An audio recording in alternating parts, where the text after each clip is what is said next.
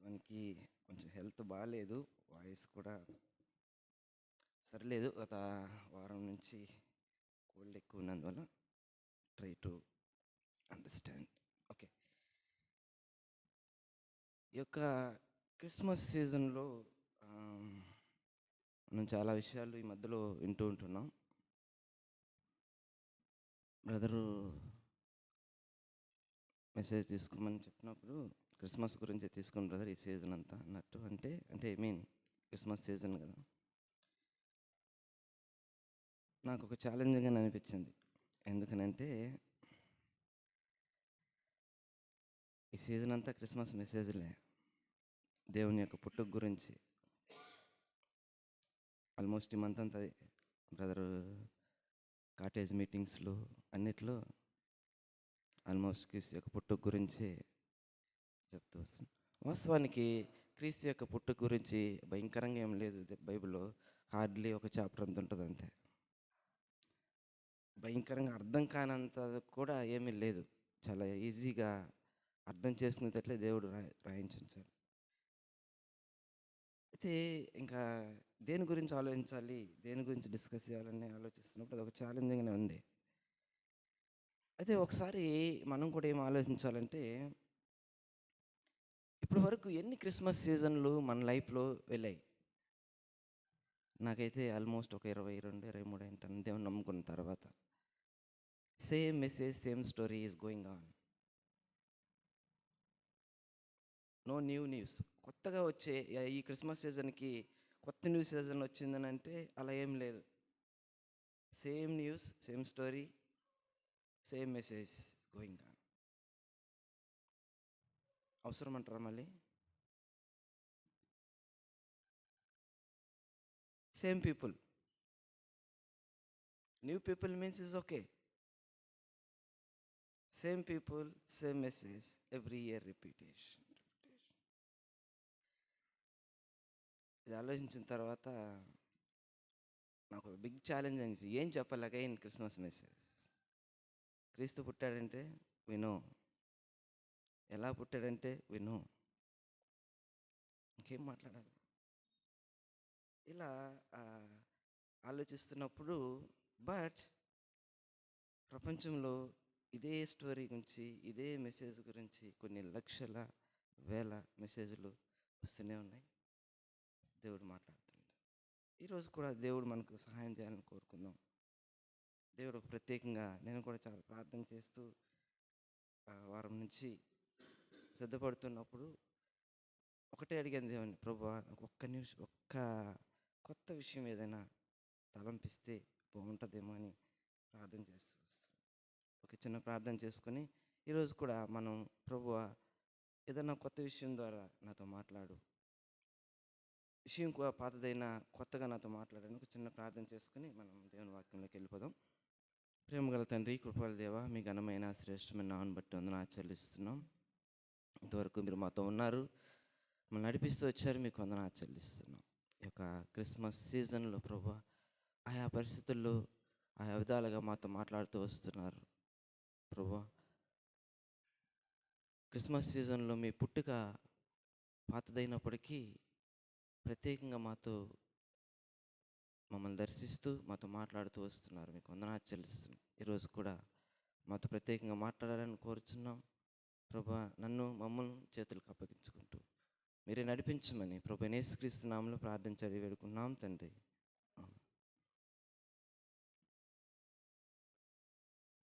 కొన్ని వందల సంవత్సరాల క్రితం ఒక రాజు ఉండేవాడు. చదువుకున్న చాలామందికి, చరిత్ర చదివిన చాలామందికి ఆయన గురించి బాగా తెలుసు. ఆయన చూడకపోయినా కొన్ని వందల సంవత్సరాల క్రితం ఆయన ఉన్న, అతని పేరు చెప్తే అందరూ రికగ్నైజ్ చేస్తారు. అతని పేరే అలెగ్జాండర్. ఆయన్ని అలెగ్జాండర్ అని పిలవరు, పక్కన ది గ్రేట్ అని పెడతారు. ఎందుకంటే అంత గొప్ప రాజు. ఎంత గొప్ప రాజు అంటే 33 సంవత్సరాల్లోనే ప్రపంచాన్ని మొత్తాన్ని గెలిచేస్తాడు. ఆ విషయం మనం చరిత్రలో ఎక్కడ చూసినా తెలుస్తుంది.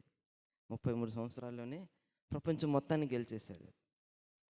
ఆయన గుప్పిట్లో పెట్టుకున్నాడు ప్రపంచం మొత్తాన్ని. అంత గొప్ప రాజు. ప్రపంచం మొత్తాన్ని తన గుప్పిట్లో పెట్టుకున్నాడంటే, జయించాడంటే we can imagine. That's why he became the great. అలాంటి ఆహ్, అంతా సాధించిన వ్యక్తి ఒకరోజు చనిపోవాల్సొచ్చింది. అది కూడా చాలా విచిత్రంగా. ఒక చిన్న దోమ కుట్టి మలేరియా వచ్చి, ఆ రోజుల్లో మలేరియాకి మందు లేదు. చనిపోవాల్సొచ్చింది. ప్రపంచం మొత్తం గెలిచిన వ్యక్తి చాలా సింపుల్‌గా చనిపోవాల్సొచ్చింది. ఇంక చనిపోతాడని తనకు అర్థమైంది. అప్పుడు తన యొక్క స్నేహితుడిని పిలిచి ఒక మాట చెప్పాడు. నా బాడీని తీసుకెళ్ళేటప్పుడు నాకొక చిన్న, నేను ఎలాగో చనిపోతానో నాకు తెలుసు. ఒక చిన్న ఫేవర్ చేయండి. ఆ బాక్స్‌కి 2 హోల్స్ పెట్టి నా 2 చేతుల్ని ఇట్లా బయట పెట్టేసేయండి. పెట్టి నన్ను తీసుకెళ్ళండి. తీసుకెళ్ళేటప్పుడు నా ముందు ఒక ప్లకార్డ్ పెట్టండి. ఆ కార్డ్‌లో ఏం రాయాలంటే ఇంగ్లీష్‌లో ఎట్లంటే, naked I came, naked I live in the world. నగ్నంగా ఈ లోకానికొచ్చాను, నగ్నంగానే ఈ లోకం విడిచి వెళ్ళిపోతున్నాను అని రాసి తీసుకెళ్ళండి. ఈ ఫేవర్ నాకు చేయండి అన్నప్పుడు వాళ్ళు అలా చేయడం తర్వాత చూస్తాం. దట్ మీన్స్ ఇక్కడ మనం అర్థం చేసుకోవాల్సింది ఏంటంటే, ప్రపంచం మొత్తం జయించిన ఒక వ్యక్తికి చివరికి తనకు తృప్తి లేకుండా చనిపోయాడు. No satisfaction. ప్రపంచాన్ని అంతా గెలిచినాను, ఐ సాటిస్ఫైడ్, ఐఎమ్ ఓకే, హ్యాపీగా ఈ లోకాన్ని వదిలేస్తున్నానని చెప్పలేకపోయినాడు. I don't know reason. అలానే ప్రస్తుతం ఉన్న మన జనరేషన్స్లో ఉన్న ఒక వ్యక్తి ఇంకా బాగా తెలిసిన వ్యక్తి, బిల్ గేట్స్. మనకంత తెలుసు కదా. బిల్ గేట్స్ అంటే మనకి ఏం గుర్తొస్తుంది? Richest person. 10 సంవత్సరాల్లో 8 సంవత్సరాలు రిచెస్ట్ పర్సన్గా రికార్డుకి ఎక్కాడు బిల్ గేట్స్. చాలా సంపన్నుడు. మైక్రోసాఫ్ట్ యొక్క ఓనర్, మనకు బాగా తెలుసు. It's not easy. 10 ఇయర్స్లో 8 ఇయర్స్ రిచెస్ట్ పర్సన్గా, అదొక పెద్ద వాళ్ళకి సవాల్ లాంటిది. ఆయన్ని ఒకసారి ఇంటర్వ్యూ చేస్తూ, నువ్వు చాలా సంపాదించావు, నీకు డబ్బు కుదవలేదు, నీ గురించి నువ్వేమనుకుంటున్నావు అని ఒక జర్నలిస్ట్ ఆయన అడిగాడు. అడిగితే ఆయన ఒక స్టేట్మెంట్ చెప్పాడు. చాలా ఆశ్చర్యంగానే ఉంటుంది అది కూడా. ఏం చెప్పాడంటే, నేను వద్దనుకుంటే నాకు వచ్చేది డబ్బు. ఎందుకంటే ఒక సెకండ్లో ఆయనకు కొన్ని లక్షలు వస్తూ ఉంటాయి. టోటల్ యావరేజ్ సెకండ్లో. నేను వద్దనుకున్నా కానీ అది ఆగదు. అదే కమిన్. నేను కావాలనుకుంటే దొరికింది తృప్తి ఎంత వస్తున్నప్పటికీ ఐ డోంట్ హ్యావ్ సాటిస్ఫాక్షన్. నేను ఎంత కావాలనుకున్నా there is no full stop. At one point I will get satisfaction అని నేను చెప్పలేని పరిస్థితి. ఆశ్చర్యం వేసింది. ఈ ఇద్దరిని కానీ మనం గమనించినట్లయితే, ఒక వ్యక్తి సమస్తాన్ని సాధించాడు, ఇంకొక వ్యక్తి తనకు కావాల్సినంత డబ్బు సంపాదించాడు. జనరల్గా వ్యక్తులు ఈ రెండిటి కోసమే ఈ లోకంలో పోరాడుతూ ఉంటారు. ఈ రెండు కలిగిన వ్యక్తులకి వాళ్ళు ఐఎమ్ సాటిస్ఫైడ్ అని చెప్పలేని పరిస్థితి. ఎందుకు అని కానీ మనం చూసినట్లయితే, మళ్ళీ కానీ వాళ్ళని ఒకవేళ ఇంటర్వ్యూ చేస్తే ఏమన్నా చెప్తారేమో. How will get the satisfaction? ఒక సంతృప్తి ఒక మనిషికి ఎప్పుడు వస్తుంది? డబ్బులు సంపాదించినప్పుడు వస్తుందా? మనం అనుకున్నది సాధించినప్పుడు, ఏదో మంచి జాబు అనుకున్నది సాధించినప్పుడు వస్తుందా? ఈ యొక్క క్రిస్మస్ సీజన్లో క్రీస్తు యొక్క పుట్టుకను గురించి ఆలోచిస్తున్నప్పుడు, let us try to find how will get the satisfaction. ఈ యొక్క మెసేజ్ అయ్యేలోపు మనం దానికి ఆన్సర్ కనుగొనడానికి ప్రయత్నం చేద్దాం. ఒకసారి మనం యేసు యొక్క జననం దగ్గరికే వెళ్దాం మళ్ళీ. సో వెళ్ళి దాంట్లో అసలు ఏం జరిగింది మనకు ఆల్రెడీ అంతా, నేను ఎక్కువ దాని గురించి వివరించబోవట్లేదు. కానీ అయితే యేసుక్రీస్తు యొక్క జననం గురించి మనకు బాగా తెలుసు. 2 భక్తులు రాశారు. ఎవరు వాళ్ళు బైబిల్లో? ఎవరు?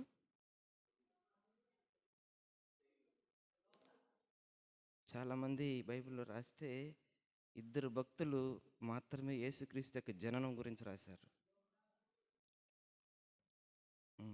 ఎన్ని సంవత్సరాలైనా మనం తడుపుకోకూడదు. ఓకే. సో బైబిల్లో కొత్త నిబంధనలో ఉన్న మొదటి గ్రంథాల్లోనే మత్తయి, లూకా రాసినాడు అనమాట. వీళ్ళిద్దరూ చాలా ప్రత్యేకత ఉంది బైబిల్ రాయడంలో. ఎందుకనంటే బైబిల్ గురించి ఎంత పవర్ఫుల్ మనకు అర్థం అవ్వాలంటే, ఒకసారి ఈ అలెగ్జాండర్ ది గ్రేట్ గురించి హిస్టరీ రాసినప్పుడు, మనం కానీ ప్రపంచంలో ఎవరి గురించి అని హిస్టరీ రాసినప్పుడు మనం కానీ చూసినట్లయితే, వాళ్ళు చనిపోయిన కొన్ని వందల సంవత్సరాల తర్వాత రాశారు. అలెగ్జాండర్ గ్రేట్ గురించి రాసింది ఆయన చనిపోయి 400 సంవత్సరాల తర్వాత ఆయన గురించి రాశారు. ఆయన మైండ్లో నుంచి ఉన్న విషయాలు రాశారు. మనమంతా నమ్మున్నాం, చదువుకున్నాం, అంతా అయిపోయింది. చాలామంది హిస్టారియన్స్ అంటే హిస్టరీలో ఉన్న వ్యక్తులు వాళ్ళ గురించి రాసినప్పుడు చాలా లేటుగా రాశారు. కానీ బైబిల్లో యేసుక్రీస్తు యొక్క జననం గురించి మాత్రం చాలా తక్కువ పీరియడ్లో రాశారు. ఆ జనరేషన్లో రాశారు. లోక రాస్తూ ఫస్ట్ పారాగ్రాఫ్లో రాస్తాడు. మనం వినినవి, మనం ఎక్స్పీరియన్స్ చేసినవి, అనుభవించినవి లిఖించడం మంచిది అన్నట్టు చెప్తూ రాయడం జరిగింది. బైబిల్లో యేసుక్రీస్తు యొక్క గురించి వితిన్ 40 ఇయర్స్లోనే రాయడం జరిగింది. యేసుక్రీస్తు యొక్క జననం గురించి 40 అంటే చాలా కీలకమైనది. ఎందుకంటే దట్స్ వన్ జనరేషన్. ఆ వితిన్ జనరేషన్ వాళ్ళు ఉన్నప్పుడే దాని గురించి రాయడం జరిగింది. చాలా అందుకనే దేవుని వాక్యంలో రాయని ప్రతి ఇది కూడా చాలా పవర్ఫుల్గా ఉంటుంది. ఎంత పవర్ఫుల్గా ఉంటుందంటే దేవుని వాక్యం. అందుకనే యేసు ప్రభువుని గురించి రాసింది ఒక పేజీలోనే కావచ్చు, కానీ ఒక చాప్టర్ కావచ్చు, కానీ మొత్తం కలిపితే ప్రపంచం మొత్తాన్ని తలకిందులు చేసింది ఆ ఒక్క న్యూస్. ఇన్ని సంవత్సరాలు గడుస్తున్న సేమ్ న్యూస్ అయినా ఎందుకు మనము రిపీటెడ్గా దాన్ని జ్ఞాపకం చేసుకుంటామంటే it's changes the lifes.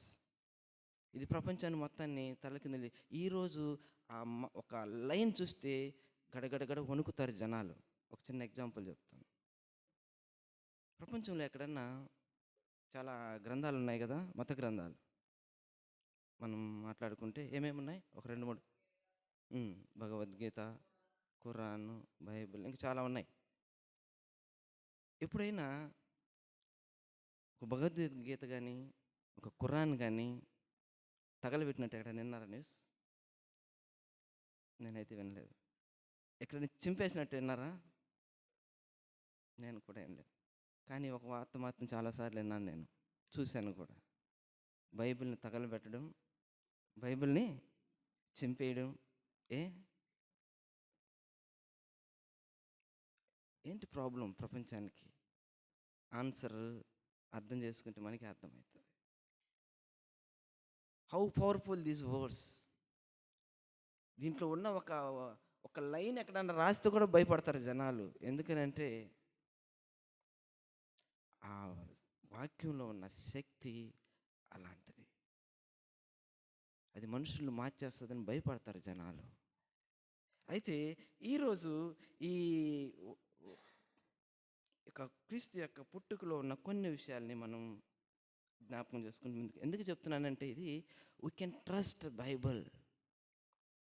It is return with in the very short time. వాళ్ళు చూసినట్టు అప్పుడే రాశారు. దాని యొక్క ఇంపాక్ట్ ఇన్ని సంవత్సరాలు మనుషుల మీద పడుతూనే ఉంది. దాని ప్రభావం లేకపోతే దాన్ని ఎవరు పట్టించుకోరు. నువ్వు బైబిల్ తీసి ప్రకటిస్తూ ఉంటే ఎందుకు నీకు అపోజిషన్ వస్తుంది? నిన్న ఒక 2 వారాల క్రితం ఎస్వి యూనివర్సిటీలో తెలిసిన బ్రదర్ ప్రొఫెసర్ ఒక బుక్ పెట్టుకొని చదువుకుంటున్నాడు. తన క్రిస్టియన్ సంబంధించిన బుక్ అంతే.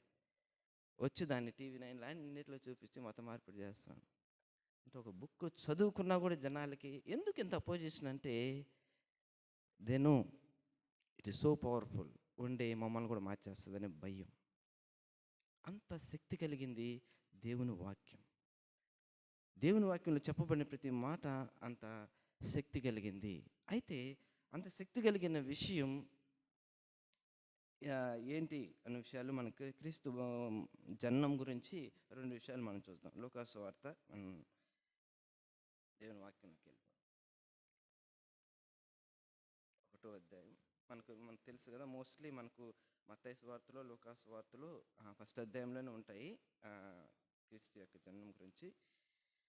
అయితే దీన్ని చదువుకునే ముందు నేను వీలైనంత తొందరగా ముగిస్తాం.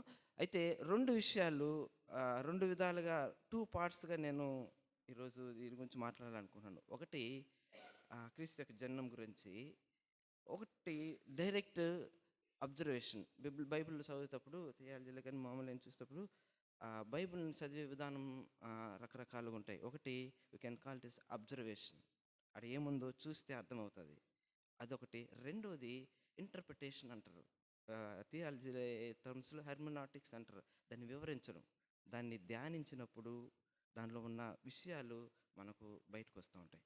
దీన్నే 2 పార్ట్స్ అని గాని 2 విధాలుగా మనం అర్థం చేసుకోవడానికి ప్రయత్నిస్తాం. ఫస్ట్ అబ్జర్వేషన్, అసలు వాట్ ఈస్ దేర్ బైబిల్‌లో యాజ్ ఇట్ ఈస్‌గా అని గాని మనం చూసినట్లయితే 2:10 ఒకసారి చూద్దాం. మనకు బాగా తెలుసు కదా! అక్కడ ఏమని ఉంటుంది? లూకా సువార్త 2:10. హ్మ్. భయపడకుడి. హ్మ్. చాలు. Good news of great Joy to entire world. How it become good news? ప్రజలందరికీ ఒక వ్యక్తి యొక్క జననము ప్రపంచంలో ఉన్న ప్రతి ఒక్కరికి గుడ్ న్యూస్ ఎలా అవుతుంది? How is it possible? అసలు ప్రాక్టికల్‌గా పాసిబులేనా? ఒక వ్యక్తి యొక్క జననము, అతను ఎంత గొప్ప వ్యక్తి అయినా కావచ్చు, ఎవరైనా కానీ, ఒక వ్యక్తి యొక్క జననం ప్రపంచం మొత్తానికి, ఒక వర్ణానికో, ఒక వర్గానికో, ఒక రిలీజియస్ పీపుల్కో గుడ్ న్యూస్ అంటే it's okay, is our favourite, ఇది మన దాంట్లో ఉన్నాడు అనుకోవచ్చు. ప్రపంచంలో ఉన్న ప్రతి ఒక్కరికి good news at a time ఎలా అవుతుంది? అవుతుందంటారా? ప్రపంచం మొత్తానికి గుడ్ న్యూస్ అది అవ్వాలని అంటే, ప్రపంచం మొత్తానికి ఒకే న్యూస్ గుడ్ న్యూస్ అవ్వాలని, చాలా న్యూస్లు ఉంటాయి కదా. ఏ ఒక్క న్యూస్ ప్రపంచం మొత్తానికి సేమ్ న్యూస్ అవ్వదు, ఒకే న్యూస్ అవ్వదు, అంతే కదా. ఇక్కడ మనకి గుడ్ న్యూస్ అయితే ఇంకొకరికి అది బ్యాడ్ న్యూస్ అవ్వచ్చు, ఇంకొకరికి గుడ్ న్యూస్ అయితే ఒకరికి అది న్యూసే కాకపోవచ్చు.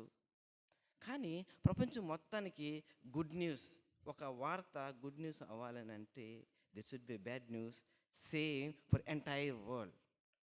ప్రపంచం మొత్తానికి దేర్ షుడ్ బి ఒక బ్యాడ్ న్యూస్ ఏదో ఉండాలి ఖచ్చితంగా. లేదా ప్రపంచం మొత్తానికి ఏదో ఒక ప్రాబ్లం ఉండాలి. అదే బైబిల్ కూడా దాన్ని కూడా క్లియర్గా చెప్పడం జరిగింది. మత్తయి 1:21. మత్తయి 21 ఇదే చూస్తే మనకి చాలా క్లియర్గా అర్థమైపోతుంది. దీనికి పెద్ద జ్ఞానం కూడా అవసరం లేదు. దట్స్ వై నేను చెప్పింది. Observation, just if you read the Bible you can understand the solution దానికి. 1:21.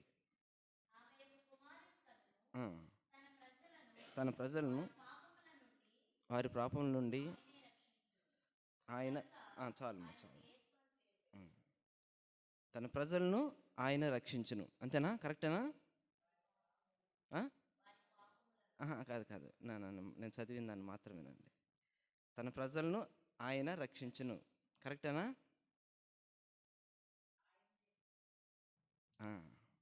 చాలా ఇంపార్టెంట్. ఆయన రక్షించడము, ఆయనే రక్షించడము చాలా తేడా ఉంటుంది. తన ప్రజలను ఆయన రక్షించేవాడైతే it may not be good news.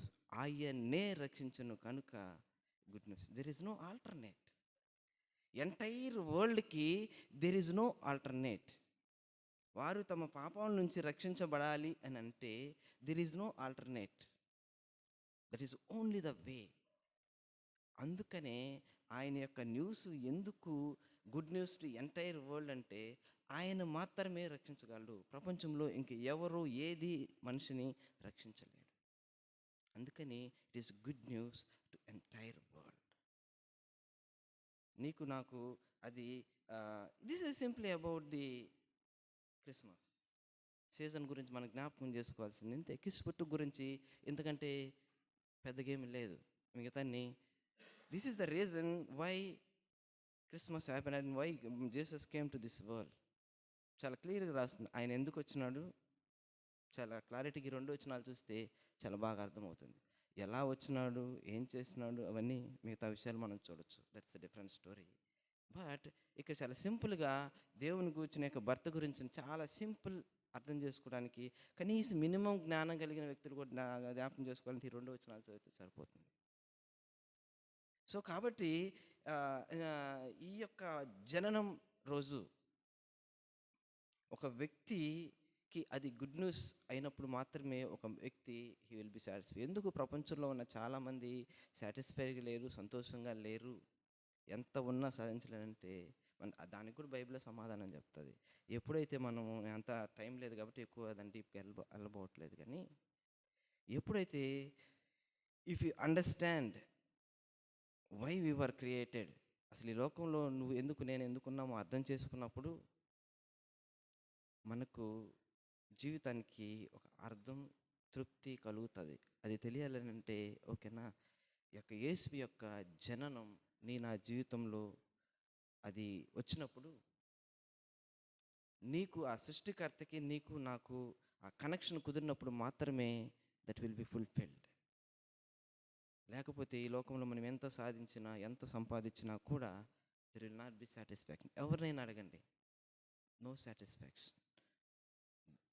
నన్ను సృష్టించిన ఆ దేవాతి దేవుని నువ్వు కలుసుకున్నప్పుడు మాత్రమే, నీతో ఆ రిలేషన్షిప్ ఏర్పడిన మాత్రమే మనకు ఆ సంతృప్తి, తృప్తి వస్తుంది. క్రీస్తులో మాత్రమే మనకు సంతోషం, సమాధానం, తృప్తి అన్న విషయాలు మనం చాలా చూస్తాం. కేవలం క్రీస్తులో మాత్రమే. This is the news we have to understand. మనం చాలాసార్లు మనం దేనికోసం దానికి ప్రాకులాడుతూ ఉంటాం, కానీ ఈ కీ మిస్ అయిపోతూ ఉంటాం. అందుకని ఈ క్రిస్మస్ మెసేజ్ మళ్ళీ మళ్ళీ మళ్ళీ మనకు అవసరం. స్టిల్ ఈ యొక్క న్యూస్ నీకు నాకు గుడ్ న్యూస్ కాలేదని అంటే we have to think. Still నీకు నాకు తృప్తి లేదు, సంతోషం లేదు, సమాధానం లేదు అని అంటే we have to think about these versus. క్రీస్తు యొక్క బర్త్ ఎందుకు జరిగిందో ఒకసారి మనం ఆలోచించాలి. ఇంకా ఎన్ని క్రిస్మస్ సీజన్లు వెళ్ళాలి దీన్ని అర్థం చేసుకోవడానికి? చాలా సింపుల్గానే ఉంటుంది. మన జీవితంలో ఇంకా తృప్తి రాలేదు, సంతోషం రాలేదు అని అంటే it is question mark. What is the problem? We have to understand. క్రీస్తు జననాన్ని నువ్వు క్లియర్గా అర్థం చేసుకుంటే,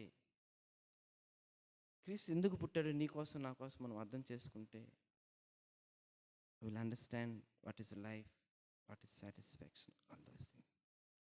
నా జీవితంలో మనకు ఆ తృప్తి లేదు అన్నట్లయితే ఒకసారి జ్ఞాపకం చేసుకుందాం. ఈ యొక్క క్రిస్మస్ సీజన్ అట్లీస్ట్ మనకు ఆ తృప్తిని, సంతోషాన్ని ఇస్తుందో లేదు. సింపుల్ థింగ్, ఈ కేమ్ టు దిస్ వరల్డ్. ఆడ రాయబడిన దాంట్లో ఏమని ఉంటుంది? ఆయనే రక్షించను కనుక ఆయనకి యేసు అని పేరు.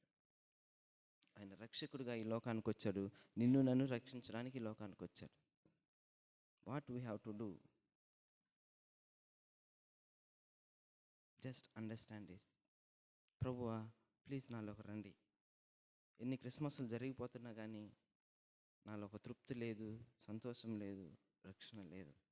సహాయం తెచ్చిన ఒక్క మాట అంటే చాలు. దానికేమి జ్ఞానం అవసరం లేదు, దానికేం వయసు అవసరం లేదు. ఆ ఒక్క మాట ఎందుకు చెప్పలేకపోతుంటామో చాలాసార్లు అర్థం కాదు. అది చెప్పకుండా ఈ జీవితాన్ని ఎంత గడిపేసినా కానీ రోజులు గడిచిపోతాయి, కానీ మన జీవితంలో సంతృప్తి, సంతోషం, సమాధానం రాదు. This is whole story about the Christmas. నా మొదటి పార్ట్ అయిపోయింది. This is what Christmas. ఎందుకంటే ఎక్కువ చెప్పడానికి లేదు. అయితే అది కాదు బ్రదర్, మేము ఆ దేవుని నమ్ముకున్నాం ఆల్రెడీ కదా, బిలీవర్సం కదా, how we can understand this Christmas? Okay, దేవుని గురించి తెలియని వ్యక్తికి, రక్షణ లేని వ్యక్తి, సంతృప్తి లేని వ్యక్తికి ఇది ఓకే. బట్ దేవుని నమ్ముకున్న వ్యక్తిగా నీకు నాకు ఇన్ని క్రిస్మస్లు జరుగుతున్నాయి. Is there any special every Christmas? Is it routine? దేవుని నమ్ముకున్న వ్యక్తిగా ఏమైనా స్పెషల్ ఉందా? మనము ఇదే దేవుని యొక్క భర్తలో మనం కానీ అబ్జర్వ్ చేస్తూ మనం వెళ్ళినట్లయితే కొన్ని విషయాలు మనం అర్థం చేసుకోవచ్చు. లోకాసు వార్త 1:30 వెళ్దాం ఫాస్ట్గా, నాకు టైం లేదు. లోకాసు వార్త 1:30 మనకు బాగా తెలిసినవి కాబట్టి నేను జస్ట్ ఊరికే జ్ఞాపకం చేసుకుని వెళ్తాను.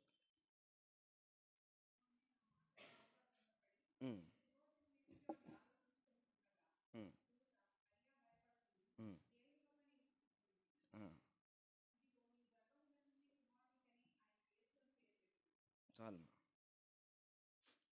మనకు బాగా తెలిసిందే కదా.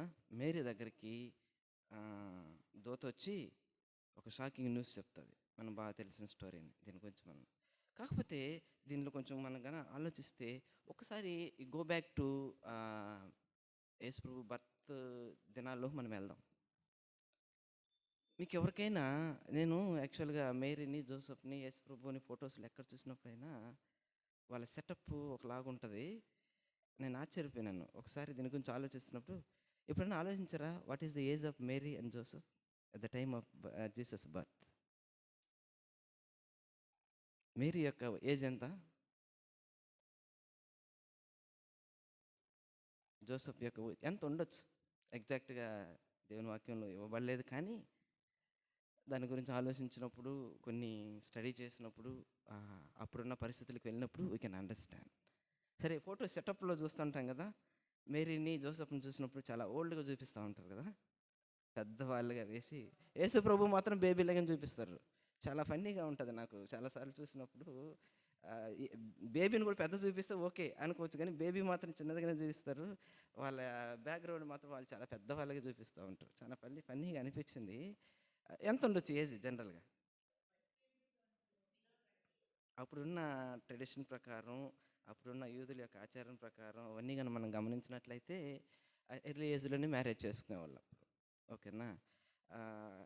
థియాలజియన్స్, స్కాలర్స్ ఎంత స్టడీ చేసి అబ్జర్వ్ చేసిన తర్వాత చెప్పిందంటే మేరీకి మేబీ 14-16 ఉండొచ్చు. ఉండొచ్చు. I'm not sure. అంటే అది పరిస్థితిని బట్టి. ఇక్కడ ఏజ్ ఇంపాక్ట్ ఫ్యాక్టర్ కాదు కానీ జస్ట్ టు అండర్‌స్టాండ్. జోసెఫ్ కొంచెం ఓల్డర్‌గా ఉండొచ్చు. Maybe around 20 something plus or minus. They are very young couple. అంతే కదా! ఆ పాయింట్ ఆఫ్ వ్యూలో ఒకసారి ఆలోచిస్తాం ఈరోజు. దేవుడు మనతో 15 ఇయర్స్ అంటే ఏం చదువుతుంటది? జనరల్‌గా మన కాంటెక్స్ట్‌లో అర్థం చేసుకుంటే. యాహ్! 10థ్ క్లాసు ఏదో ఇంటర్మీడియేట్ జోసెఫ్‌ని ఒక ఇంటర్మీడియేట్, డిగ్రీ అనుకుంటే దే ఆర్ వెరీ టీనేజర్స్. ఆ ఏజ్‌లో వాళ్ళని దేవుడు వాడుకున్నాడు. ఒక 10థ్ క్లాస్ చదువుతున్న, ఒక ఇంటర్మీడియేట్ చదువుకున్న అమ్మాయికి ఈ న్యూస్ చెప్తే ఎలా ఉంటది? What is her mental and physical state ఆ టైంలో?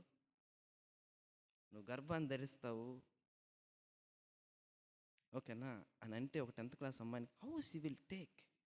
జనరల్‌గా ఒక 15 years old girl or intermediate girl. Is it possible to digest that news? Mary ఆ చిన్న వయసులో ఆ న్యూస్‌ని తీసుకోవడానికి ఎంత కష్టం? Is it possible? ఈజీగా తీసుకోగలరా? నాకు అదే అంతసేపు చాలా సేపు నేను దాని గురించే ఆలోచిస్తూ ఉన్నాను. అసలు ఈ వయసులో how she handled this situation? ఎంత ధైర్యం కావాలి? ఎంత నాలెడ్జ్ కావాలి? ఎంత బలం కావాలి? దండం పెట్టి పారిపోతారు. నాకు ఇట్లాంటి వద్దు నాయన. అంతే కదా! దూత వచ్చి చెప్పినప్పుడు, అందుకని దూత ఒక మాటని స్టార్ట్ చేస్తాడు. Don't afraid. నీకు ఒక షాకింగ్ న్యూస్ చెప్తా. ధైర్యంగా ఉండని చెప్పి, వాస్తవానికి ఇట్ ఈస్ షాకింగ్ న్యూస్. అంతే కదా! సో చెప్పిన తర్వాత అయితే మేరీ యొక్క రెస్పాన్స్ చాలా ఒక జస్ట్ డౌట్ అడుగుతుంది.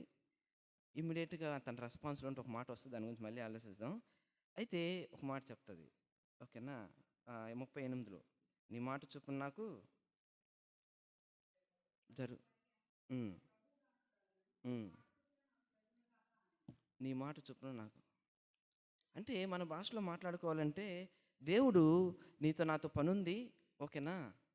సో నా చిత్తాన్ని నీ ద్వారా జరిగించాలనుకుంటున్నాను అని మేరీని అడిగినప్పుడు, ఓకే లెట్ ఇట్ బి. అలానే జరుగును గాక. అలా చెప్పాలంటే ఇట్స్ నాట్ ఈజీ. ఎందుకనంటే యూదుల ఆచారాల ప్రకారం ఇట్స్ నాట్ ఈజీ. ఆ రోజుల్లో ట్రెడిషన్స్ చాలా భయంకరంగా ఉండేటివి. ఎందుకనంటే తన పెళ్లి కాకుండా ప్రెగ్నెంట్ అయితే చంపేస్తారు. అప్పుడున్న ఒక జస్ట్ ఒక సాక్ష్యం చెప్తే చాలు, ఒకరు ఇద్దరు. That is the tradition. అంతేకాకుండా ఇంకా మన భాషలో మాట్లాడుకుంటుంటే, పోనీ అని అనుకో చాలా రోజుల తర్వాత మ్యారేజ్ ఎంగేజ్మెంట్ అయింది. పెళ్లి చేసుకుందామా అనుకుంటా ఉంటే ఇదేం న్యూస్ ఆ టైంలో. అంతే కదా! మామూలు టైంలో అయితే okay. Just engaged. Engagements almost marriage ఆ ట్రెడిషన్‌లో. ఇలాంటి పరిస్థితుల్లో ఒక వారంలో పెళ్లి పెట్టుకొని ఈరోజు ఈ న్యూస్ అంటే ఎట్లా ఉంటుంది ఆలోచించండి.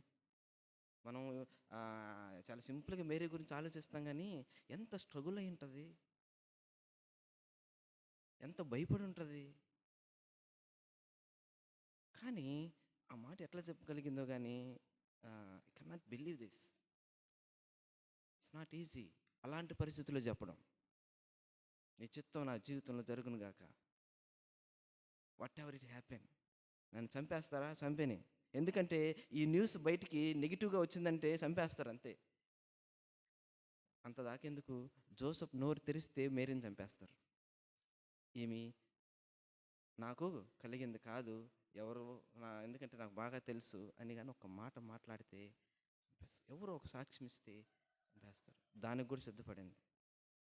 అందులో ఆ ఏజ్లో అలాంటి గొప్ప భయంకరమైన కార్యాన్ని నెత్తినేసుకోవడం అనేది it's not easy thing, but she did it.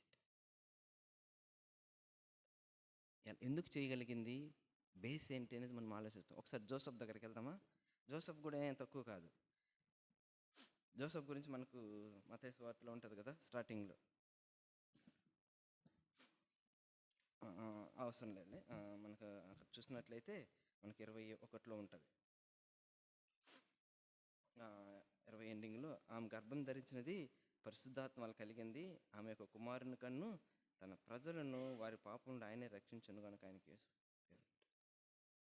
దోతొచ్చి మనోడికి ఏంటంటే యాక్చువల్గా ఈ న్యూస్ తెలిసిన తర్వాత జోసెఫ్ థింకింగ్ ఏం చేయాలా. ఎందుకనంటే అతను కూడా అఫెక్టెడ్. ఇప్పుడు తన కాబోయే భర్త కదా, భార్య కదా, ఆల్రెడీ భార్య వాస్తవానికి.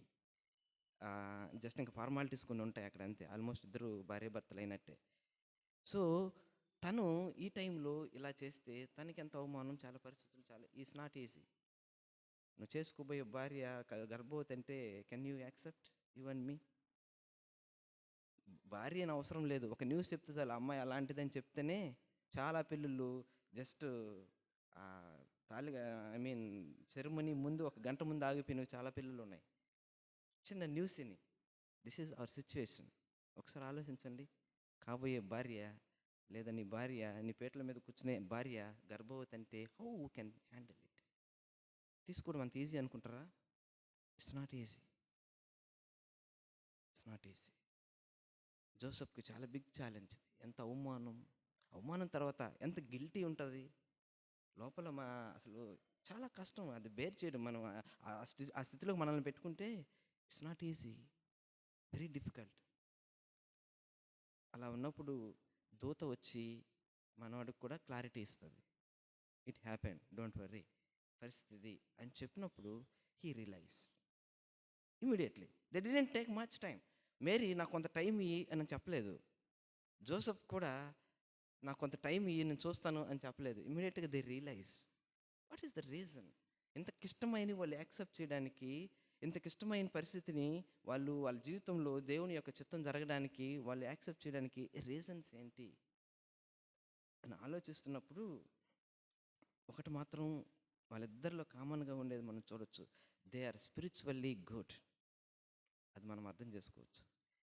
యేసప్ గురించి మేరీ గురించి చెప్పగానే మేరీ ఒక వర్డ్ ఇమ్మీడియట్ రిప్లై ఇస్తుంది. ఏది తెలిసినా, I'm perfect, I'm pure, how it will happen in my life. నేను చాలా పవిత్రమైన దాన్ని అంటే from that you can understand her character. Joseph గురించి ఆయన చెప్పుకోలేదు కానీ ఏమని చెప్పబడింది అక్కడ? ఈజ్ నీతిమంతుడు. నీతిమంతుడు అనే పదం, బిరుదు చాలా తక్కువ మందికి ఇచ్చారు బైబిల్లో, సంబోధించబడింది. వాళ్ళలో జోసఫ్ గురించి చాలా తక్కువ చెప్పిన బైబిల్లో అతనికి సంబోధించబడి నీతిమంతుడు అని చెప్పబడిందంటే how spiritually he is good. The only reason వాళ్ళు ఈ సిచ్యువేషన్ హ్యాండిల్ చేయడానికి, దేవుని కార్యం వారి ద్వారా జరగడానికి, వాళ్ళు యాక్సెప్ట్ చేయడానికి కారణం ఏంటంటే they are spiritually very sound. They have fear of God, they follow God. ఇది వారి జీవితంలో ఉంది. వాళ్ళు దేవునికి దూరంగా ఉన్నట్లయితే, వారికి దేవునికి సంబంధం లేనట్లయితే, వారి స్పిరిచువల్ స్టాండర్డ్స్ వాళ్ళ లేనట్లయితే ఇవి తీసుకునే వాళ్ళు కాదు. అందుకనే అక్కడ చెప్పినప్పుడు ఎందుకు తెలిసిన వాళ్ళు యాక్సెప్ట్ చేయడానికి ఒకటే, దే నో లా. ధర్మశాస్త్రం వాళ్ళకి తెలుసు. కన్యక గర్భం ధరిస్తుందని తెలుసు. చెప్పగానే Joseph he recollect the word. Yeah, it will happen. Already we know, we're waiting for the messiah. Oh, it is going to happen. They understand because they know word of God. వారికి దేవుని వాక్యం తెలుసు, ధర్మశాస్త్రం తెలుసు, కాబట్టి they could recognize it. Mary also she knows the law. That's why simply she could understand. Okay, కన్యక గర్భం ధరిస్తుంది కదా, అది నేనే. సో కాబట్టి okay, what ever it happen, ఏది జరిగినా పర్వాలేదు, ఎవరేమనుకున్నా పర్వాలేదు, ఫర్ గాడ్ వీఆర్ రెడీ. అలా చేయడానికి వాళ్ళు క్రైస్తవ విలువ, ఐ మీన్ స్పిరిచువల్ స్టాండర్డ్స్ ఉన్నాయి. స్పిరిచువల్ స్టాండర్డ్స్ ఉన్నప్పుడు we can understand God's call. ఆయన యొక్క చిత్తం మన జీవితంలో జరగాలనుకున్నప్పుడు మనం దాన్ని అర్థం చేసుకోవాలంటే we should have spiritual standards. ఇంకా చెప్పాలంటే they grown up in spiritual standards, spiritual atmosphere అని నేను అనుకుంటున్నాను. ఖచ్చితంగా వాళ్ళకి స్టాండర్డ్స్ ఉన్నాయంటే వాళ్ళు అలాంటి వాతావరణంలో పెరిగారేమో. ఇది ఆలోచిస్తున్నప్పుడు నాకు అదే నేను చెప్పాను కదా, ధ్యానిస్తున్నప్పుడు కొత్త క్యారెక్టర్స్ బయటకు వచ్చాయి. అదే ప్రభు ఒక్క పాయింట్ ఇవ్వమంటే దేవుడు ఈ ఒక్క పాయింట్ ఇచ్చినాడు. కొత్త బైబిల్లో లేని కొత్త క్యారెక్టర్స్ 2 బయటకు వచ్చాయి. అయ్యే వీళ్ళిద్దరు పేరెంట్స్, మేరీ జోసెఫ్ పేరెంట్స్. ఎవరు మేరీ జోసెఫ్ పేరెంట్స్? ఫాస్ట్గా వెళ్ళిపో, వాళ్ళ పేర్లు ఏమని తెలుసా? చాలా సెర్చ్ చేసిన నేను, ఎక్కడ దొరుకుతాయని. రాంగ్ డాక్టరీన్లో కూడా వెళ్ళినా, అపోక్రిఫాలకు కూడా వెళ్ళాను నేను. ఒక 14 బుక్స్ ఉంటాయి, అవి బైబిల్లో చేర్చబడలేదు, రాంగ్ డాక్టరీన్స్. దాంట్లో కూడా ఏమైనా ఉంటుందేమో అని ఊరికే జస్ట్ సెర్చ్ చేసిన, అవుట్ ఆఫ్ క్యూరియాసిటీ. దొరికినాయి కానీ దీనికి సూటబుల్ అయ్యి దొరకలేదు. ఏవచ్చు. ఎవరు వీళ్ళ పేరెంట్స్? ఇండైరెక్ట్గా కొంత హింట్ ఉంది కానీ డైరెక్ట్గా లేదు. దాని గురించి మనం డిస్కస్ చేయబోలేదు. అయితే let us think about 1 minute about their parents. It's most important. వాళ్ళని కూడా జ్ఞాపకం, they are worthy to remember. తన బిడ్డలు ఎంత స్పిరిచువల్లీ స్టాండర్డ్ ఉన్నారంటే, 15 సంవత్సరాలు దేవుని చిత్తాన్ని చేయడానికి వాళ్ళు పూనుకున్నారంటే ఎంత కష్టంలో కూడా హౌ దే గ్రోన్ అప్. వాళ్ళ పేరెంట్స్ ఎలా ఉంటారు నాకు తెలిసి, దే కేమ్ డేవిడ్ యొక్క జనరేషన్స్ కదా. ఖచ్చితంగా వాళ్ళకి మంచి వాతావరణంలో పెరుగుంటారు. వాళ్ళ పేరెంట్స్ కూడా నాకు తెలిసి they are god fearing. I don't know, just I think spiritual స్టాండర్డ్స్లో పెరుగుంటారు వాళ్ళ పేరెంట్స్. పిల్లలు స్పిరిచువల్ స్టాండర్డ్స్లో పెరిగారంటే ఖచ్చితంగా వాళ్ళ పేరెంట్స్ స్పిరిచువల్ స్టాండర్డ్స్లో పెరుగుంటారు. వాళ్ళని అలా పెంచుంటారు అని నేను అనుకుంటున్నా, అంతే. I don't know. They may be very committed to God. That's why the children also తక్కువ ఏజ్లోనే దేవుడు అంటే భయము, దేవుని వాక్యానికి యొక్క obedience. There is no option. అసలు మేరీకి అయితే దేవుడు దర్శనం ద్వారా ఆప్షన్ ఇచ్చాడు మాట్లాడడానికి. జోసెఫ్కి అయితే ఆప్షన్ కూడా ఇవ్వలేదు, కళ్ళలో చెప్పాడు, హీ హ్యాస్ టు ఒబే. అలా చేయడానికి కారణం ఏంటో తెలిసిన, కళ్ళలో చెప్పిన దానికి ఒబే చేశాడు జోసెఫ్. ఎంత గొప్ప విషయమో. మేరీ అన్న డైరెక్ట్ వాళ్ళంటే ఎంత స్టాండర్డ్స్ ఉండాలి దేవుని వాక్యం. అందుకనే తన తల్లిదండ్రులు స్పిరిచువల్గా స్టాండర్డ్గా ఉన్నప్పుడు పిల్లలు కూడా అలాంటి అట్మాస్ఫియర్లో పెంచినప్పుడు దేవుని చిత్తం వారిలో బాగా జరుగుతుంది. దేవుడు అలాంటి వాళ్ళని వాడుకుంటాడు. దేవుడు జోసెఫ్ని మేరీని వాడుకున్నాడంటే అంత ఈజీగా ఏం వాడుకోలేదు. వాళ్ళని ఎందుకు చూస్ చేసుకున్నాడు? ఎవరంటే వాళ్ళని చూస్ చేసుకోలేదు కదా లోకరక్షణ తీసుకురావడానికి. They are very good in spiritually sound. క్రైస్తవ అంటే ఆధ్యాత్మిక విషయంలో దేవునితో దే ఆర్ వెరీ క్లోజ్. అందుకని వాళ్ళని చూస్ చేసుకున్నాను. చాలాసార్లు దేవుని కార్యాలు చేయాలంటే దేవుడు ఇలాంటి వ్యక్తుల్ని చూస్ చేసుకుంటాడు. చూస్ చేసుకోవాలంటే వాళ్ళు స్పిరిచువల్ స్టాండర్డ్స్ ఉండాలి. నా జీవితంలో కూడా అలాంటి గొప్ప కార్యాలు జరగాలంటే, దేవుడు మనల్ని చూస్ చేసుకోవాలంటే, ఆయన చిత్తం జరగడానికి we should have minimum standards. దేవుని యొక్క విలువలు, దేవునితో ఆ సంబంధం మనకు సరిగా ఉండాలి.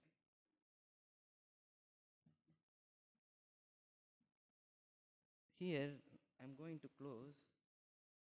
ఒకటి మాత్రం ఆలోచించాలి. మేరీ జోసెఫ్ పేరెంట్స్ గురించి ఆలోచించినప్పుడు they may be very satisfied now. వాళ్ళు లేరు కదా, ఉంటే బా నా బిడ్డలు ఎంత వయసులో ఎంత మంచి డెసిషన్ తీసుకున్నారా. Can't believe. మీ పిల్లలు వచ్చి 10వ తరగతి చదువుతూ నేను పాస్టర్ అవుదాం అనుకున్నాను, దేవుని చిత్తం చేయాలనుకుంటున్నాను, నేను మిషనరీకి వెళ్ళాలనుకుంటున్నాను అంటే how you will satisfy?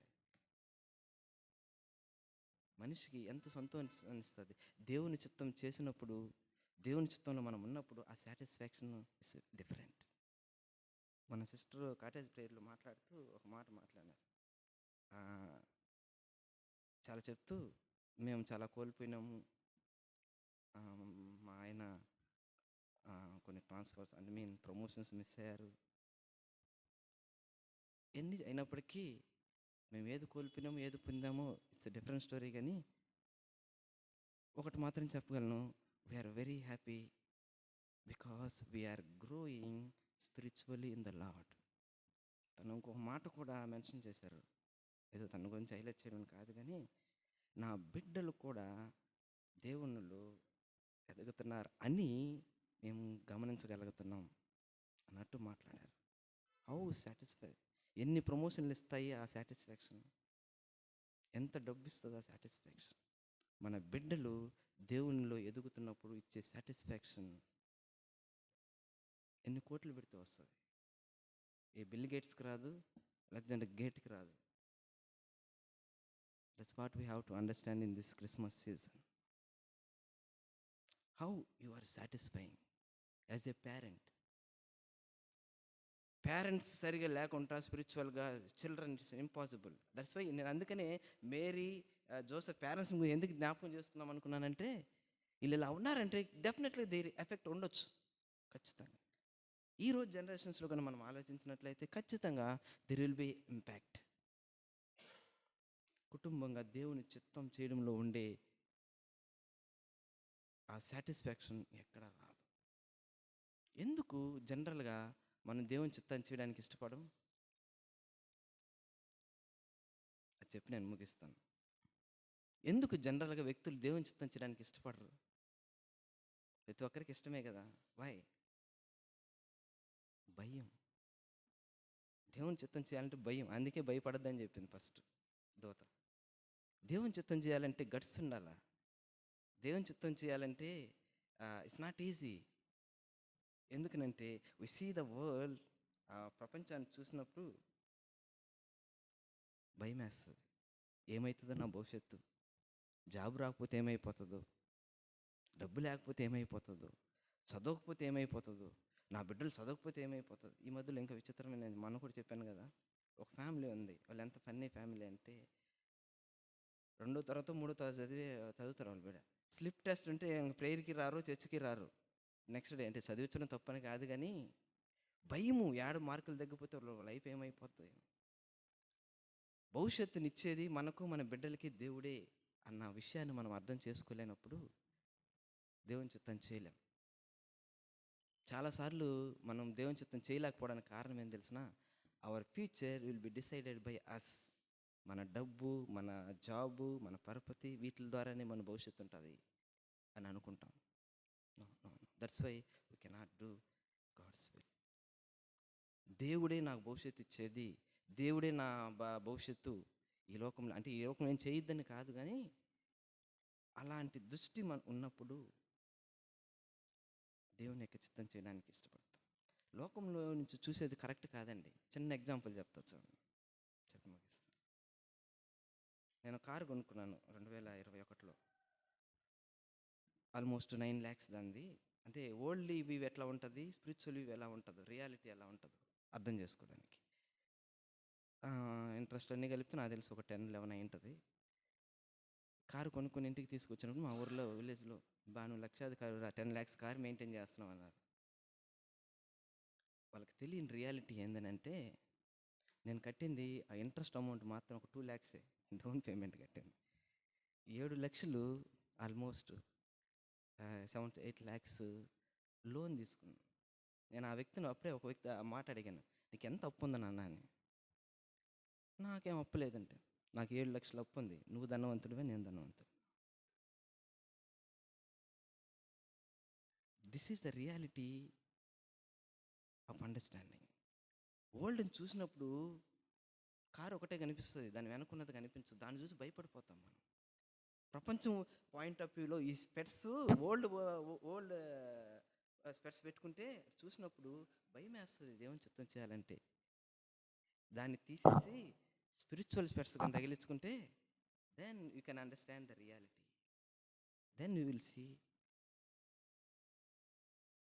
You will accept to do God's will. Then you will be satisfied. ఒక వ్యక్తి జీవితంలో దేవుని చిత్తం జరిగినప్పుడే మనిషికి సాటిస్ఫాక్షన్ వస్తుంది. దేవుడు నా జీవితంలోకి వచ్చినప్పుడు ఎట్లాగో అలానే దేవుని కార్యం నీలో నాలో జరిగినప్పుడే మనిషికి తృప్తి, సంతోషం. ఆ సంతోషానికి ఏది ఇవ్వలేదు. నీ ద్వారా, నా ద్వారా, నీ కుటుంబం ద్వారా, నా కుటుంబం ద్వారా దేవుని కార్యాలు జరిగినప్పుడు, నీ బిడ్డలు, నా బిడ్డలు దేవునిలో ఎదిగినప్పుడు సాటిస్ఫాక్షన్ వస్తుంది. ఈ రోజుల్లో తల్లిదండ్రులుగా మనం జ్ఞాపకం చేసుకోవాలి, ప్రపంచం అంత బాగాలేదు. It's not easy to grow the children in the spiritual standards. అంత ఈజీ కాదు. Should be very careful. దేవుడు నీలో, నాలో, నీ కుటుంబం, నా కుటుంబం అద్భుత కార్యాలు చేయాలంటే, ఎందుకంటే దేవుడు కొంత పీపుల్ని ఎన్నుకుంటాడు ఆయన కార్యాలు చేయడానికి. ఆ రోజు జోసెఫ్, మేరీ యంగ్ కపుల్ని చూస్ చేసుకున్నాడు. ఆయనకి ఏజ్తో పని లేదు. అవసరం అనుకుంటే ఎవరినైనా చూస్ చేసుకుంటాడు. ఈ లోకానికి లోకరక్షకి ఇవ్వడానికి ఒక యంగ్ కపుల్ని, ఒక 20 years బిలో కపుల్ని చూస్ చేసుకున్నాడు. ఆ తర్వాత యేసుప్రభు ఈ లోకానికి వచ్చిన తర్వాత 11 మందిని, ఒక శిష్యుని, ఒక గ్రూప్ని చూస్ చేసుకున్నాడు ఈ ప్రపంచం టు ఎక్స్టెండ్ హిస్ కింగ్డమ్. ఇప్పుడు పరిశుద్ధాత్మ దేవుడు ఇండివిజువల్గా నిన్ను నన్ను చూస్ చేసుకోవడానికి రెడీగా ఉంటాడు. ఆయనకు అవసరమైనప్పుడు he is ready to use you and me. ఆయన యొక్క రాజ్య విస్తరణకి నిన్ను నన్ను వాడుకోవడానికి he will be always ready. ఎప్పుడు ఏ అవసరంలో నిన్ను వాడుకుంటాడు, నన్ను వాడుకుంటాడు మనకే తెలియదు సందర్భాలు. But you should be ready. నా కుటుంబం రెడీగా ఉండాలి వాడుకోవడానికి. ఉన్నప్పుడు if you are ready, if you are spiritually sound good, దేవుడు నీ ద్వారా, నా ద్వారా అద్భుత కార్యాలు చేస్తా పోతాడు. నిన్ను నన్ను వాడుకుంటాడు. అప్పుడు వచ్చే సాటిస్ఫాక్షన్ యు కెనాట్ మెజర్. అది నీ బిడ్డలు, నా బిడ్డల్ని వాడుకుంటాడు. నువ్వు అనుకోవచ్చు, నా బిడ్డలు 10 సంవత్సరాలు, 15 సంవత్సరాలు. చూసాం కదా, మేరీ 15 సంవత్సరాల్లో ఎలా వాడుకున్నాడు దేవుడు. దేవుడు ఎలా వాడుకుంటాడో పక్కన పెట్టేస్తాం. దేవుడు వాడుకోవడానికి నీ బిడ్డలు, నా బిడ్డల్ని సిద్ధం చేస్తున్నామా లేదా? నీ కుటుంబం, నా కుటుంబం సిద్ధంగా ఉందా లేదా దేవుడు వాడుకోవాలనుకుంటే? జ్ఞాపకం చేస్తాం. ఎందుకు దేవుడు అద్భుత కార్యాలు మన కుటుంబం ద్వారా చేయట్లేదు? దేవుని కార్యాలు మన కుటుంబం ద్వారా ఎందుకు జరగట్లేదు? అవి జరగాలంటే నీవు నేను ప్రభు భయంలో పెరగాలి. మన కుటుంబం స్పిరిచువల్లీ సెంటర్డ్గా ఎదగాలి. మనకి చేతనైంది ఏదో పెద్ద మనం స్పిరిచువల్ హై లేకపోవచ్చు. మనకి చేతనైంది, ప్రభువా ఒక చిన్న మాట, I'm ready to do your will. ఈ యొక్క క్రిస్మస్ సీజన్లో నన్ను వాడుకొని ఈ ప్రపంచాన్ని రక్షించడానికి మీరు ఎలా వాడుకుంటారో వాడుకోండి. We are ready. నా కుటుంబం రెడీ. పేరెంట్స్ ఒక మాట చెప్పి నేను ముగిస్తాను. భార్యాభర్తలు కూడా they have to understand few words we can understand from the Joseph and Mary. ఇద్దరు భార్యాభర్తలు ఆ టైంలో. Mary operated, Joseph cooperated. Both are important. అందుకే నేను మేరీకి ఫస్ట్ చెప్పి తర్వాత కోఆపరేషన్, జోసెఫ్ కోఆపరేషన్ చాలా ఇంపార్టెంట్ ఆ టైంలో. భార్య భర్తల యొక్క కోఆపరేషన్ కూడా చాలా ఇంపార్టెంట్. భార్య ఏమండి నేను సువార్తకి వెళ్ళొస్తాను, దేవుని పని మీద వెళ్ళొస్తానంటే పర్లేదు పిల్లలు నేను చూసుకుంటానని భర్తలు జోసెఫ్లు ఈరోజు రావాలి. భర్త ఈరోజు నేను సువార్త పని మీద, దేవుని పని మీద వెళ్తానంటే పర్లేదండి, అవసరమైతే సెలవు పెట్టి నేను పిల్లల్ని చూసుకుంటాను, లేదు ఇంట్లో పరిస్థితులు నేను చూసుకుంటానని చెప్పగలిగే మేరీలు ఈరోజు ఉండాలి. That is the cooperation. దేవుని కోసం, దేవుని పని కోసం. అంతేగాని దేవుని పని మీద వెళ్తానంటే మూత మార్చేసి మూల కూర్చొని ఆ రోజు వంట కూడా వండకుండా అలాంటి మేరీలు కాదు గాడ్ ఈజ్ ఎక్స్పెక్టింగ్. అన్నీ రెడీ అవుతారు పాపం, వెళ్దాం అనుకుంటా ఉంటే ఆ మొహం చూస్తే ఇంకా ఆయన చేయకపోతే కాదు. కొన్నిసార్లు రియాలిటీ. అందుకే దేవుని కార్యాలు మన కుటుంబాల్లో పెద్దగా జరగవు. If you operate it, otherwise cooperate it. God's wonders will happen through our families, through our children, through us. Let us pray. ప్రార్థన చేస్తాం. ఒకసారి కళ్ళు మూసుకున్నాం. క్రిస్మస్ సీజన్లో it should not be the routine Christmas season. There should be something different. దేవుడు నీతో నాతో కొన్ని విషయాలు జ్ఞాపకం చేశాడు. Let us think over it. నిజంగా నీ కుటుంబం, నా కుటుంబం సంతృప్తిగా ఉందా? ఏ విషయాల్లో సంతృప్తిగా ఉన్నాం? దేవుని ముందు పెడదాం. ప్రభువా, పరిస్థితి సహాయం దయచేయి అని మనం దేవుని యొద్ద మనం నిజంగా దేవుడి కార్యాలు మన ద్వారా జరుగుతున్నాయా? జరగకపోవడానికి కారణం ఏంటి? ఈ లోకం పాయింట్ ఆఫ్ వ్యూలను చూసి భయపడుతున్నామా? ఈ లోకం వైపు చూసి భయపడుతున్నామా? మన ఆధారం అంతా ఈ లోకాన్ని చేసుకొని జీవిస్తున్నామా? No no no no, that's not real, that's fake. ఆ పాయింట్ ఆఫ్ నుంచి బయటకు వద్దాం. పరిస్థితులు ఏమైనప్పటికీ, నన్ను రాళ్ళకు కొట్టి చంపినప్పటికీ, నన్ను అందరూ వదిలేసినప్పటికీ, ఈవెన్ జోసెఫ్ నన్ను వదిలినాక పర్లేదని చెప్పి మేరీ ధైర్యంగా నిలబడింది. వారంలో నా పెళ్ళి క్యాన్సిల్ అయినా పర్లేదు, నీ చిత్తం చేయడానికి, లెట్ ఇట్ బి అని చెప్పగలిగింది. Really that's great thing. No, ఆ మాట చెప్పగలమా? పరిస్థితులు ఏమైనప్పటికీ ప్రభువా, నీ చిత్తం చేయడానికి నేను రెడీ. నువ్వు ఆ స్టెప్ తీసుకుంటే మిగతా దేవుడు చూసుకుంటాడు. రియల్లీ అలాంటి డెసిషన్ మనం తీసుకోవాలి. ప్రార్థన చేసుకుని, దయగల తండ్రి, కృపల దేవా, మీకు వందనాలు చెల్లిస్తున్నాం. క్రిస్మస్ సీజన్లో కొన్ని విషయాలు మాకు జ్ఞాపకం చేశారు. అవును ప్రభువా, మీరు ఈ లోకానికి వచ్చింది శాంతి సమాధానాలు ఇవ్వడానికి, సంతోషాన్ని ఇవ్వడానికి, తృప్తిని ఇవ్వడానికి. ఎవరైతే నాయన జీవితాల్లో ఆ సంతృప్తి లేదు, ఎవరి జీవితాలు అయితే మీరు లేరు, ఈ యొక్క క్రిస్మస్ శుభ సందర్భం మా జీవితంలో గుడ్ న్యూస్ ఇంకా కాలేదు, అలాంటి వారి జీవితంలోకి మీ సమయంలో రండి. వారికి అలాంటి సాటిస్ఫాక్షన్ దయచింది. ఎవరైతే మిమ్మల్ని కలిగి ఉండి కూడా ప్రభువా మీకోసం స్టాండ్ తీసుకోలేకపోతున్నారు నాయన తండ్రి, మీ చిత్తాన్ని చేయడానికి భయపడుతున్నారు, ఈ లోకంలో ఈ లోక పరిస్థితులను చూసి భయపడుతున్నారు, అలాంటి వాళ్ళని చేతులకు అప్పగిస్తున్నాం. సహాయం దయచేయండి. మేము మీ వైపు చూడడానికి, మీ పాయింట్ ఆఫ్ వ్యూలో అర్థం చేసుకుని లైఫ్ని అర్థం చేసుకోవడానికి సహాయం దయచేయమని వేడుకుంటూ, ఇచ్చిన మా గొప్ప సమయాన్ని బట్టి మీకు వందనాలు చెల్లిస్తాం. ప్రభువైన యేసుక్రీస్తు నామములో ప్రార్థించడి వేడుకుంటున్నాం తండ్రి.